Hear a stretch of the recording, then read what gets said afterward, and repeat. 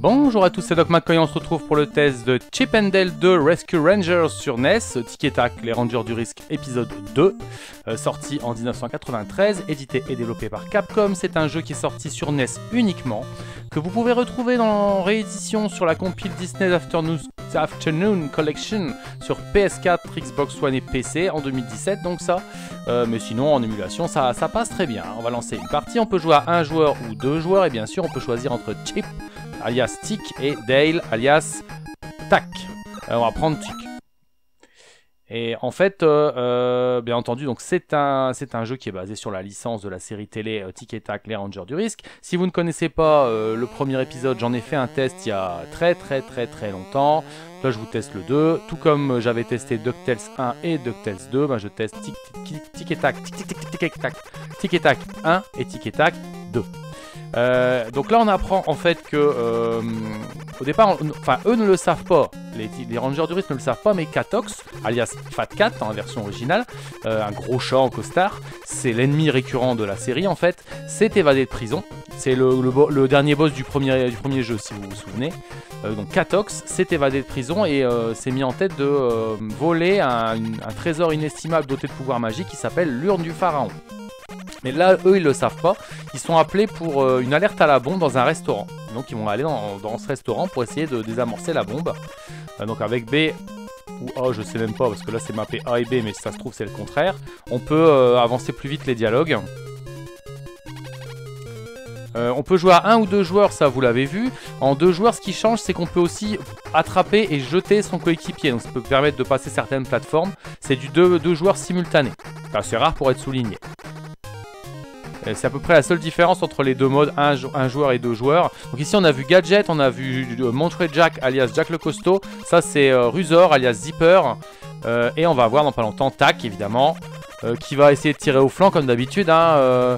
Il va, Tic qui est un peu le chef des Rangers du Risque, va lui dire qu'il doit partir avec lui dans le restaurant pour désamorcer la bombe. Et Tac il va dire ah non, je voudrais faire une sieste et tout. Tac dans la série il pense qu'à dormir et à bouffer. Mais on peut l'incarner aussi, il n'y a absolument aucune différence entre les deux personnages si ce n'est le look. Et là on voit en fait que maintenant qu'ils sont partis, le présentateur télé il explique que Fat Cat alias Catox s'est évadé de prison. Voilà. Et on le saura qu'à la fin du premier niveau. Donc gameplay absolument rigoureusement identique au premier épisode, c'est-à-dire qu'on peut sauter, on peut se baisser, on peut attraper avec le bouton B des caisses et les jeter. On peut les jeter en l'air, on peut les jeter en diagonale, on peut sauter et jeter, voilà j'ai raté mais c'est pas grave. On peut sauter et jeter, on peut aussi, hop, vous allez voir, ah je me trompe de bouton, avec deux boutons c'est compliqué hein. On peut aussi se baisser, se cacher dedans, ce qui fait que si un ennemi par exemple touche la caisse est détruite mais moi je suis protégé. Donc ça aussi c'était présent dans le premier épisode. La seule différence c'est que quand vous tenez certaines caisses assez longtemps, elles se mettent à clignoter un bref instant. Et si vous jetez une caisse pendant qu'elle clignote, le projectile en fait est plus puissant et donc il traverse tout l'écran. C'est-à-dire que même s'il touche un ennemi, il continue sur sa course. Ça ce sera la même chose avec certains ennemis qu'on pourra assommer et lancer dès la deuxième partie de ce premier niveau. Vous allez voir, c'était pas le cas ça dans le premier épisode, il me semble pas qu'on pouvait attraper des ennemis. Il y avait des ennemis qui se tuent en deux coups, en deux caisses. Hop, merde, ah, voilà. Alors là par contre je me suis mis dans une situation un peu délicate. Là on va voir en fait il y avait des souris avec des fourchettes, il y aura des souris avec des cuillères. Et voilà. Eux si on les frappe de face ils nous renvoient la caisse. Par contre si on les frappe dans le dos on peut les choper. Et vous allez voir un ennemi comme ça il traverse tout l'écran. Et même s'il rencontre un autre ennemi il continue sur sa course. Alors, par contre là vous voyez hop si je fais ça il me renvoie. Alors ça me tue pas mais ça m'assomme. Donc si par exemple il y a un autre ennemi qui arrive à ce moment là, et ben je me fais tuer. Je peux me faire taper dessus quoi. Alors par contre il n'y a plus de notion de... Là par exemple la souris on pourrait se dire que c'est un ennemi un peu lourd. Dans le premier il y avait des objets plus lourds que d'autres. Ce qui fait qu'on pouvait plus sauter quand on avait par exemple les pommes. Ça par exemple ça a été enlevé, en tout cas dans les premiers niveaux il n'y en a pas. J'ai pas remarqué d'objets plus lourds dans les seconds niveaux. Il me semble pas qu'il y en ait.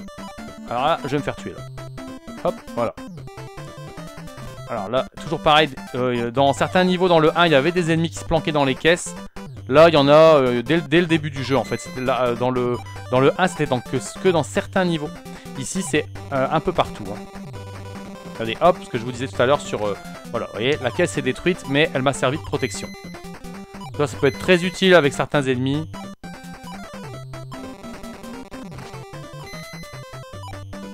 Hop, donc l'espèce de super lancer dont je vous parlais tout à l'heure, c'est pas facile à avoir.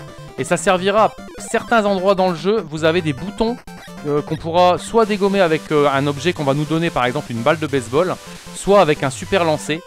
Et ça nous permettra en fait d'accéder à ce type de salle où on a montré Jack, alias Jack le costaud, qui nous donnera des donuts pour nous recharger. Donc là on a le boss du premier niveau, le Water Rabbit, qui en fait a été placé là par Katox, donc dans ce restaurant avec sa bombe, pour faire diversion. Pendant que Katox va voler l'urne du pharaon. Vous voyez, hop, il a planifié de voler l'urne du pharaon, il a peut-être déjà...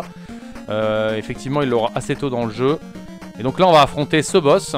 Premier boss. Donc la nouveauté des boss, c'est que en fait, dans tous les boss du premier épisode, on avait une boule qui était donnée à disposition, qui nous servait en fait à shooter le boss. Là, c'est fini. Il y a plus de. Alors là, le boss s'est fait shooter tout seul. Il n'y a plus de boules données à disposition. Il y aura des projectiles qui seront disponibles.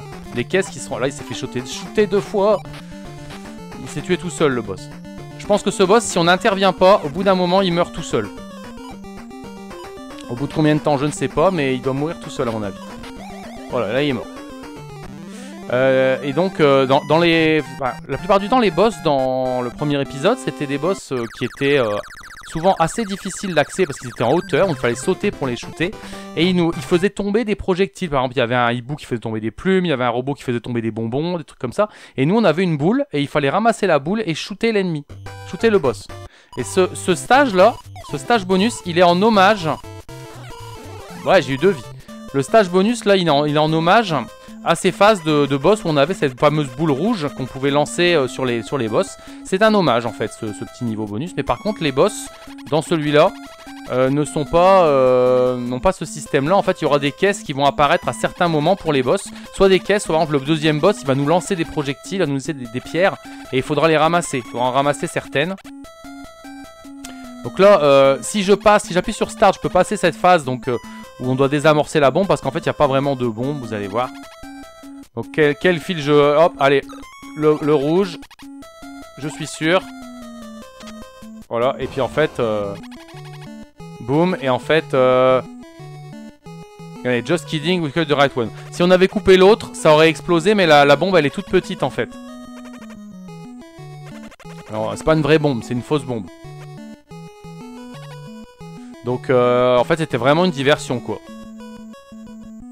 Donc là en fait on a appris que, on sait que Katox il va embarquer sur un bateau, il va au port embarquer sur un bateau et du coup il faut l'en empêcher, donc on passe par les égouts, c'est ce qu'il y a de plus rapide apparemment pour accéder au port. On va rencontrer des chauves-souris, toute la population bien connue des égouts, des chauves-souris, des poissons géants. Non je plaisante hein, mais bon dans les dessins animés comme ça, souvent il faut bien justifier des ennemis, donc on met des ennemis un peu moches. C'était pareil alors voilà, ici par exemple, si j'arrive à faire clignoter... Alors le problème c'est que celle-là elle veut pas clignoter. Si j'arrive à faire clignoter une caisse et à shooter un bouton, normalement il se passe un truc.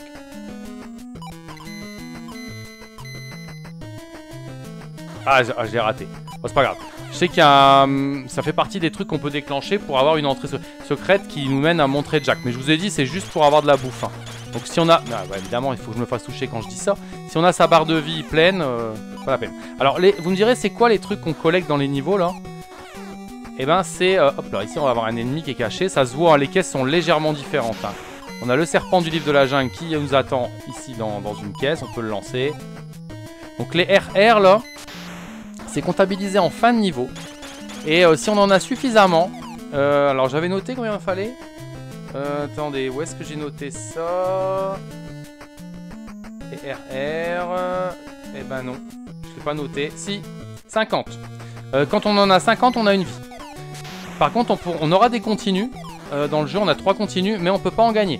Ça, Y a pas, enfin en tout cas pas à ma connaissance. J'ai pas trouvé comment gagner des continues. Donc on peut gagner des vies, mais on a un nombre de continues limité. Donc il faudra bien faire attention à gagner les niveaux bonus pour gagner des vies. Et essayer d'avoir le maximum d'items possible, notamment en fouillant les... en détruisant toutes les caisses. Il y a des caisses qui sont difficiles d'accès. Il y a des endroits où il faudra pas hésiter à jouer avec le scrolling pour éviter en fait de laisser passer le scrolling pour pouvoir accéder à des zones qui normalement ne sont pas accessibles. Alors quand on arrivera au boss du niveau 2, bah maintenant je vais me concentrer parce qu'il y a une technique. Vous allez voir, il y a une technique. Donc là, je ne prends pas la caisse, je fais ça. Ah, c'est pas une caisse, c'est une pierre. Parce qu'en fait, il y a des fois, quand il descend, soit il passe au-dessus des caisses, soit il glisse et il les dégomme. Et il faut essayer, il faut pas être gourmand. C'est un boss où il faut... Merde, vous voyez, voilà, j'ai voulu faire le con. C'est un boss où il faut pas être gourmand. Bon, là, il me l'a donné, là, c'était cadeau. Hein. Il me l'a donné en face. Là aussi, donc là, ça va. Quand il fait ça, ça va. Mais c'est pas tout le temps qu'il fait ça. Vous voyez, souvent elle passe au-dessus. Donc on est obligé quand même de rester au milieu pour que la pierre elle tombe devant nous. Là je peux pas la voir. Donc je continue, hop. Ah merde, j'aurais pas dû sauter. J'ai cru qu'il allait faire sa glissade. Oh, là, vous voyez, je parle en même temps, je ne suis pas concentré. Faut que je me concentre. C'est un boss qui est pas difficile, mais il faut le bon pattern et il faut se concentrer parce que sinon on fait des conneries. Voilà, là ça va. Voilà. En plus il est pas très résistant. Mais ce boss là, pendant que je commençais à tester, enfin à jouer au jeu pour préparer le test, il m'a cassé les couilles pendant longtemps avant que j'arrive à le battre sans trop de difficultés. Pourtant vous allez dire ouais mais quand même bon. Et vous voyez donc les boss sont un peu plus recherchés que dans l'épisode précédent. À rater. Donc ici on arrive sur un bateau ou dans le non c'est le bateau. C'est un bateau un bateau avec des céréales, je sais pas quoi. Ouais, on a de nouveaux ennemis. Ce qui est bien, c'est que dans les niveaux, il y a souvent des nouveaux ennemis qui apparaissent. Des insectes, enfin des libellules ou je sais pas quoi qui lâchent des spores. Ici, on a un item qu'on n'avait pas encore vu, qui apparaît très tôt dans le premier, c'est le caillou. Qui sert de marche, parce que les caisses, si on les lance, bah, elles disparaissent dans le décor et puis terminé quoi. Voilà. Mais par contre, on a des blocs de ciment ou des trucs comme ça qu'on peut, dans certains niveaux, poser sur des pics ou des trucs comme ça. Il n'y en aura pas énormément, hein. Il y en avait plus dans le premier de ça. Merde, alors, je me suis trompé de... Alors, je vous ai pas dit, quand on est sur un niveau, en faisant saut, bas et saut, on peut descendre d'un étage. Voilà. Hop. Hop là. Donc, niveau bonus, j'en ai parlé. Souvent, les niveaux sont en deux parties. Après, il y aura aussi quelques niveaux il y aura un niveau timé. Alors ici. Attendez, ici, est-ce que je peux descendre là? Non, je ne peux pas descendre. Ici, ah bah c'est mort. Donc là, j'aurais bien voulu utiliser la balle de baseball pour shooter le... Mais ça sert à rien. Pour shooter le bouton, pour vous montrer. Mais bon, bah, si c'est pour mourir en essayant de faire ça, c'est pas la peine. Donc, je vais pas le faire. La balle de baseball, faut essayer de la faire rebondir correctement. Il y a un truc à faire. Et je réussis pas à tous les coups. Et du coup, pour accéder juste à un niveau où on donne de la vie en fait. Attendez, on va faire ça, hop. Comme ça, il va mourir tout seul.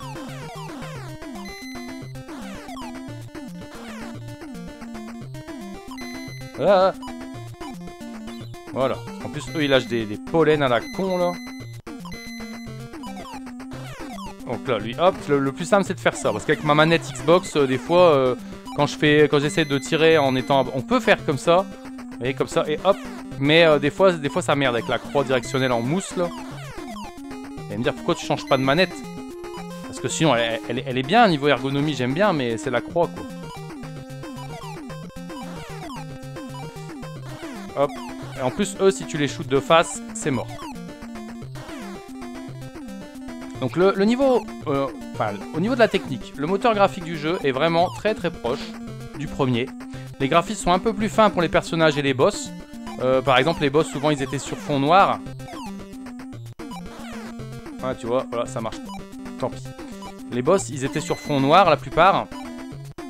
Ici, c'est pas le cas. Et en plus, vous avez des boss qui évoluent, comme celui de ce niveau, par exemple, qui vont évoluer dans un niveau en scrolling. Hop, les singes. Vous voyez, ce niveau-là, par exemple, il est d'une traite. Il est sur 2 niveaux du bateau, mais il est d'une seule traite. Là, je vais arriver au bout. J'ai fini le niveau, je vais arriver au boss. On va avoir un boss assez long parce qu'il faut attendre que les projectiles apparaissent. Il faut essayer de pas se faire avoir. On y va.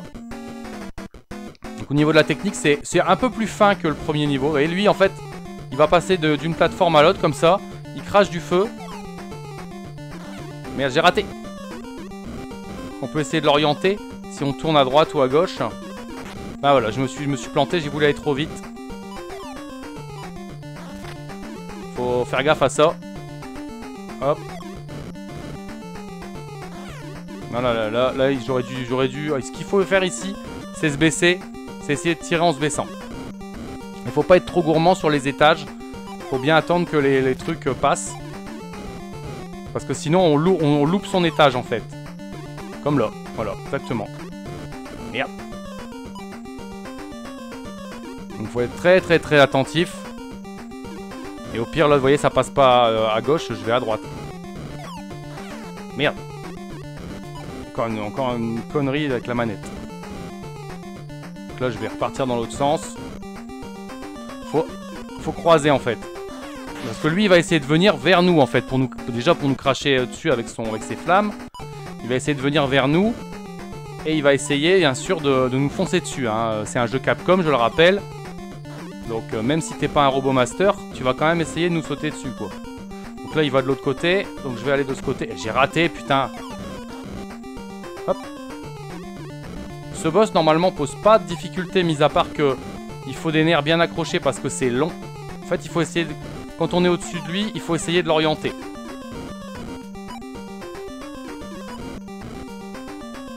Hop.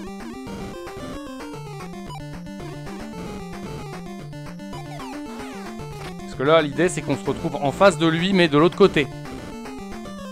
Donc, en fait, du coup, on n'est pas obligé d'utiliser une caisse pour, hop, pour le saut. D'utiliser une caisse, de se baisser, par exemple, excusez-moi, de se baisser pour lancer la caisse. On n'est pas obligé. Là, par contre, c'est risqué ce que je viens de faire. Ah, voilà, j'ai fait une connerie. Hop. Voilà.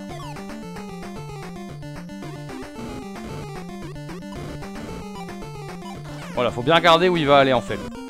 Si on voit qu'il va à gauche, on va à droite, et ainsi de suite.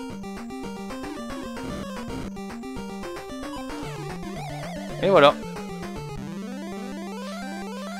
Alors attendez, la musique rythmée, proche de celle du premier jeu, hein. On trouve évidemment le thème principal du menu qui n'est autre que le générique de la série télé, ça évidemment, comme dans le 1, c'est pas tout à fait le même sample mais c'est la même musique.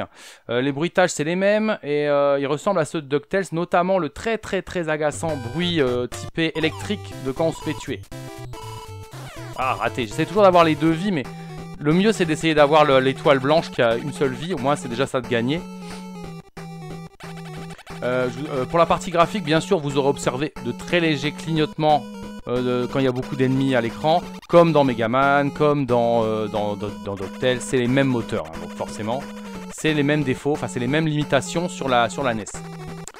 Moi, ce que j'aime bien dans celui-là par rapport au premier, c'est par exemple ce qu'on voit à l'écran, les cinématiques, qui sont beaucoup plus nombreuses. Et beaucoup plus détaillé graphiquement que dans le premier, et où on a vraiment une intervention de tous les personnages de l'équipe des Rescue Rangers. On avait dans le 1, souvent c'était Gadget qui nous parlait depuis la radio qu'elle planquait chez Catox pour nous avertir de là où on devait aller, et on n'avait pas d'autres types de cinématiques. Donc là en fait on va se faire enfermer dans un entrepôt frigorifique et on aura 3 minutes pour s'échapper. Donc en fait ce qui est bien c'est qu'on a des vraies cinématiques avec les vrais personnages qui se parlent entre eux et tout. C'est autre chose en fait que on fait les niveaux de A à F, on prend une fusée qui nous dépose sur une nouvelle carte où on fait les autres lettres de l'alphabet. Ça c'était dans le premier épisode. Voilà Fat Cat, Catox. Donc ça c'était dans le premier. Bon maintenant on a quand même des rebondissements, des petits trucs comme ça, comme là ici je vous dis on va être enfermé dans un entrepôt, on aura 3 minutes pour s'échapper. Voilà, on a donc en tout on a 9 niveaux divisés en 2 ou 3 sous-parties. Vous voyez, il y a certains niveaux où il y a un niveau long sur plusieurs étages, comme le niveau qu'on vient de faire, et d'autres où il y a vraiment 2 ou 3 sous-parties avec des portes qui mènent de l'une à l'autre. Et chaque niveau se conclut par un boss. Alors que dans le premier, il y avait des niveaux où il n'y avait pas de boss. On atteignait la porte, ça faisait une petite musique de victoire, et on passait au niveau suivant. On n'a pas de choix du niveau de difficulté, pas comme dans DuckTales où on a normal et hard, là on n'a rien. Donc on joue toujours au même niveau de difficulté. Le premier épisode, je vous avais expliqué, c'était une de mes grandes frustrations de joueurs sur NES à l'époque, c'est que le jeu était ridiculement facile. Je l'ai eu le matin, je l'ai fini l'après-midi. Donc ça c'est trop facile pour moi, hein. Par contre celui-là il relève un petit peu la barre. Ça va surtout bloquer au niveau de certains boss et certains niveaux de plateforme. Bon après ça reste accessible quand même, hein. Vous avez vu, on se débrouille. On a beaucoup de possibilités, il y a beaucoup de caisses dans les niveaux, donc on a beaucoup de possibilités. Ce qu'il faudra faire attention, oui, c'est les phases de plateforme, les masses de collision par rapport à certains gros ennemis au-dessus desquels on ne peut pas passer. Voilà. On perd le principe par contre du choix des niveaux, des embranchements qu'on avait dans le 1 où on pouvait aller, vous voyez, 3 minutes. On a 3 minutes pour franchir le niveau qui est là. Oh putain, vous avez oublié cela. Hop là, il y a du pingouin, il y a la souris du premier niveau qui maintenant utilise sa cuillère comme une planche comme un truc de snowboard. Hop, donc là on est là, hop. Là on retrouve un petit truc à la Sonic, les gros antilos là. Bon c'est amusant, faudrait peut-être par contre se dépêcher. Et là on retrouve des ennemis, des gros ennemis, donc vous voyez en deux phases, en deux étapes, mais je peux aussi m'en servir comme projectile. Donc là par contre c'est vrai qu'il faut vraiment se grouiller, hein. Je sais plus si on est Ah putain, j'avais pas vu le stalagmite. Ou stalactite ça. Stalagmite, ça monte. Stalactite, ça descend. Ça tombe. C'est ça comme ça, c'est moyen mnémotechnique si vous savez pas les différencier. Une stalagmite, ça monte. Stalagmite avec un M comme monter. Et une stalactite, ça tombe. Avec un T comme tomber. Voilà, c'était pour la minute culture. Hein, c'est important. C'est important c'est important de distiller son savoir. La culture, c'est comme la confiture. Moins on en a, plus on l'étale. Vous connaissez le dicton. Décidément, je suis très inspiré. Donc voilà, ça c'est le niveau timé. Il n'y en aura pas 50. Merde, il n'y en aura pas 50. Toujours pareil, hein, on est sur NES, donc les scrolling montants, si on tombe, merde. On était il y a 2 secondes au même endroit, mais si on tombe, on meurt. Hein. Donc ça c'est connu, c'est les limitations de la machine, tout ça. On le sait. Hop. Donc le principal intérêt de cette suite, c'est une meilleure immersion dans l'univers de la série, avec notamment les personnages qui apparaissent dans les cinématiques et tout. Un scénario, bon, pas ouf non plus, hein, mais un petit peu plus étoffé que celui qu'on avait dans le premier, où il fallait juste secourir la princesse Peach Gadget, et où on enchaînait des niveaux numérotés, enfin, ah putain, 2 fois la même connerie. Et là, Game Over, vous allez voir, Game Over avec notamment l'écran de Continue, End, donc on a 3 continues, et on peut pas en gagner. Donc, DuckTales 2, si vous vous rappelez, lui avait repris les bases du premier en enrichissant un poil le gameplay, en proposant un challenge plus relevé. Ici, on a à peine touché au gameplay, hein. On a juste rajouté les... on a juste rajouté les... on a juste rajouté les... Putain, mais il va...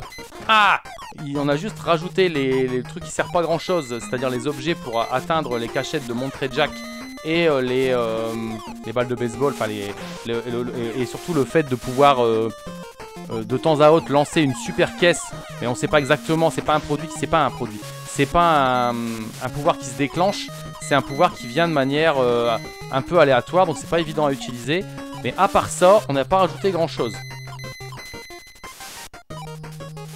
Ils n'ont pas rajouté grand chose dans ce Tic et Tac 2. Hop.